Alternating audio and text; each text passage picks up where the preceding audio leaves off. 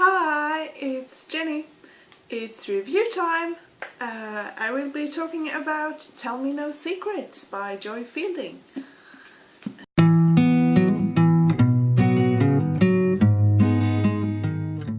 This is the Swedish translation, as you might see with the O here and the Ä, the strange letters that we do have here in Sweden. This is a book by Joy Fielding. It's in English. It's called Tell Me No Secret. I will be posting the title down here so that you'll see it at all times during this review, and I will try to remember to post the Goodreads link in the description box if there is one that talks about this book in English. So yeah, Tell Me No Secrets by Joy Fielding. This book takes place in the 1990s because it's a rather old book. This translation was printed in New York in 1993. This edition is printed in 1995. I think I've owned it since 2002, so it was time for me to read it. I read it now in February. This edition has 378 pages in it, and as I said, it's the Swedish translation. So yeah, this takes place in Chicago in the 1990s, and we meet a not district attorney, she's called a prosecutor.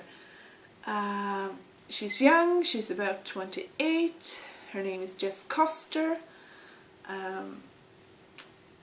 She is divorced since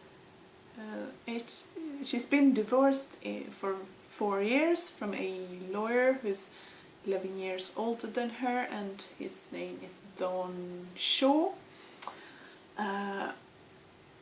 They have a really good connection still, or relationship, but it's not romantic, that is. This book is sort of a thriller type book, thriller crime book sort of. So the story is that Jess lost her mother, or rather her mother disappeared 8 years ago. There's no trace of her mother, so the police assume that they haven't found a body or so. So they assume that her mother is dead. So the Jess's father and Jess's father and Jess's older sister Maureen, they sort of grieved her mother. Jess, on the other hand,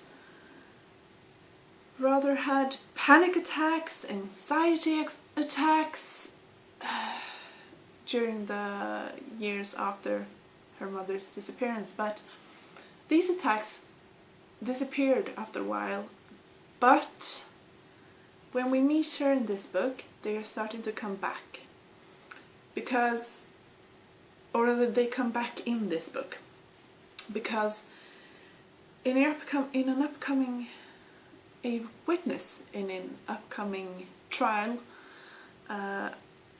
disappears without a trace. Again, it's sort of repeating history, and this awakens feelings and grief and sorrow in Jess that she thought she dealt with when her mother disappeared, because this situation sort of reminds her of that. So that's why the panic attacks and anxiety attacks reappear, and they're violent. And also the person who were supposed to be prosecuted in that trial where the witness disappeared, he sort of kind of starts stalking Jess,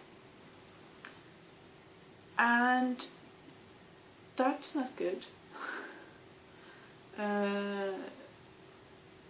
at all. So she starts to question who she can trust and who she can, that is, who she can rely on. It's a rather good book, or rather I gave it 2 stars in the end. It's a book that ends good. The ending is very good, but the first 200 pages or so, there's only talk about Jess everyday and her everyday life, and it's rather boring, but I think it's a way for the author to build up the suspense for what's coming. And so yeah, it's a rather boring everyday life she's got, but then it's that everyday life that sort of gets what's it called? Through knowing her everyday life, you sort of see what changes happens over the book spans over a couple of months in time, and you see why she maybe why she has trouble trusting people, and how come she hasn't dealt with the disappearance of her mother and stuff like that. At the end, it's not an open ending. No, it's not. Everything gets explained at the end.